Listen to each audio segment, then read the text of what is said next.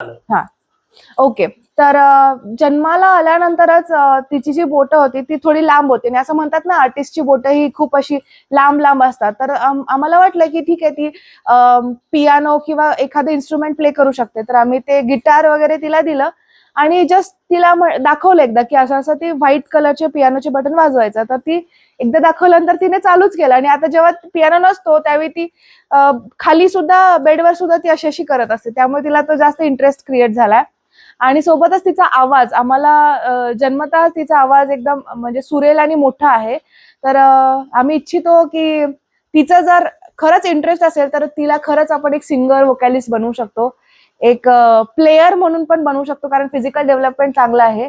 एक खरंच आपली दुसरी स्मृती मानधना पण तयार होत आहे असं म्हणू शकतो, सांगलीची.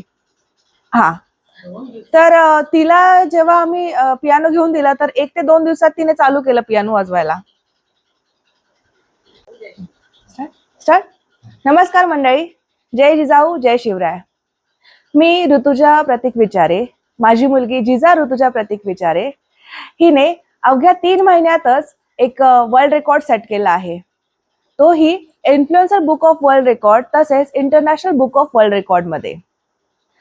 खास करून वैशिष्ट्य सांगायचं म्हणलं तर 2.5 महिन्याची असल्यापासून ती पालथी पडायला सुरुवात केली, जे की सर्व बाळ आपण जर गुगल केलं तर आपण बघू शकतो की ते 4 महिन्यामध्ये युजली पालथी पडतात.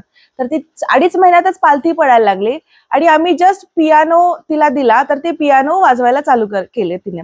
तर 3 महिन्यापासून ती पियानो वाजवते आणि खूप छान पद्धतीने पियानो कंटिन्युअस वाजवते आणि सगळीकडे याची नोंद घेतली जात आहे.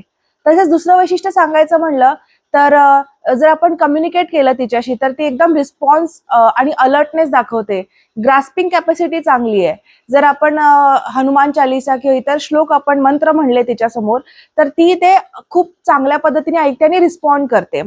तसंच एक अजून वैशिष्ट्य सांगायचं म्हणलं तर फक्त तिला उभं केलं तर ती पायाने चालते. बरोबर आपण जसं चालतो ना तसं ती प्रॉपर चालायला चालू केलं तिने 1.5 महिन्यापासूनच.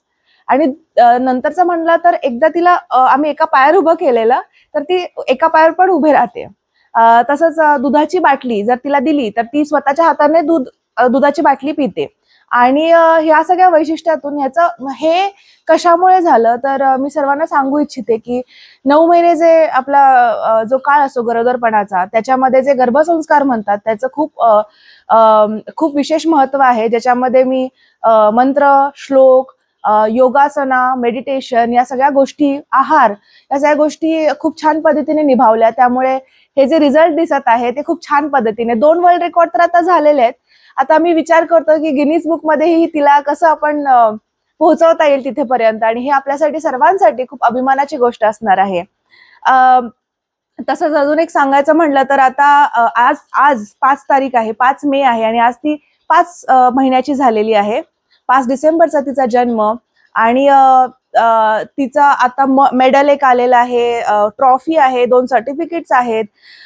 तर आम्ही 3 महिन्याची असल्यापासूनच हे सर्व तिच्यासाठी करतोय आणि सर्व पालकांना मी सांगू इच्छिते की आपल्या पाल्याला आपण कसं घडवू हे आतापासूनच जन्माच्या आधीपासून आपण हे डिसाईड केलं पाहिजे आणि वेळोवेळी त्याच्याकडे त्या गोष्टी तिला पुरवून त्याची जी सक्षमता आहे ती बघून पारखायला पाहिजे आणि तसं आपण पुढे पुढे त्यांच्यासोबत जायला पाहिजे. असं म्हणतात ना, बाळाचे पाय पाळण्यात दिसतात, ते खरं आहे आणि आम्ही ते बघतोय आणि आम्हाला खूप अभिमान आहे जिजाचा. तर धन्यवाद तुम्ही एवढ्या सगळ्या शुभेच्छा दिल्याबद्दल आणि सरांचे खूप खूप धन्यवाद. तर असंच सर्वांची शुभेच्छा आमच्या सोबत राहो. काल डीवायएसपी सरांकडून पण श्री प्रणिल गिल्डा सर यांच्याकडूनही तिला खूप साऱ्या शुभेच्छा मिळाल्या आणि त्याबद्दल ही पूर्ण सांगली पोलीस यांचं आभार आणि पूर्ण मराठी जनतेचं, दुबईमध्ये असलेल्या सर्वांचंही आभार की त्यांनी एवढा छान प्रतिसाद दिला आम्हाला आणि जिजाला खूप खूप शुभेच्छा दिल्या. तसेच जिजाची आजी सौ अलका काळे मॅडम याही टीचर आहेत आणि त्यांचाही खूप सपोर्ट असतो. माझे हस्बंड प्रतीक विचारे सध्या दुबईमध्ये आहेत, पण त्यांचंही नेहमी लक्ष असतं जिजावर आणि काय करायचं हे नेहमी ते त्या पाठीशी असतात, वडील म्हणून. तर सर्वांचा आशीर्वाद असाच राहो. धन्यवाद. पिढीसाठी तुम्ही काय संदेश द्याल? फर्स्ट ऑफ ऑल जिजाचं खूप कौतुक आहे, त्यासोबत तिचे पॅरेंट्स म्हणजे तुमचं आणि प्रत्येकजींचं पण कौतुक आहे की इतक्या कमी वयामध्ये तिने रिमार्केबल अलर्टनेस, क्रिएटिव्हिटी आणि रिस्पॉन्स जो आहे ती जनरेट करत आहे. त्यासोबतच rising influencer book of world record जी आहे त्यामध्ये तिला हा पुरस्कारसुद्धा मिळाला, त्याबद्दलसुद्धा तिचं खूप कौतुक आहे. आणि ॲक्च्युली आम्ही काही संदेश देण्यापेक्षा तिच्याकडे बघून बाकी पॅरेंट्सनीसुद्धा शिकावं आणि इन्फ्लुअन्स व्हावं, ह्यासाठी अशा प्रकारचे अवॉर्ड्स देण्यात येतात.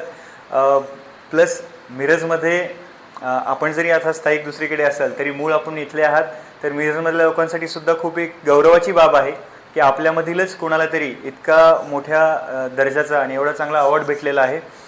त्यासोबतच सगळ्यांना माझं सांगणं आहे की हे जे नवीन पिढी आहे, रिमार्केबल अलर्टनेस आहे, रिस्पॉन्सिव्हनेस आहे आणि अतिशय फास्ट आहेत, त्यांना आपण तेवढंच चांगलं खाद्य दिलं पाहिजे. नॉट फक्त डाएट मी म्हणत नाही आहे, मेंटल डाएट जो आहे, मस्तिष्काला चांगला खुराक असेल तो सुद्धा द्यावा आणि त्यांच्या एनर्जीचा चांगल्या चॅनल व्यवस्थित करून जास्तीत जास्त उपयोग आपल्या कुटुंबासाठी, गावासाठी आणि समाजासाठी करावा. धन्यवाद सर. Thank you.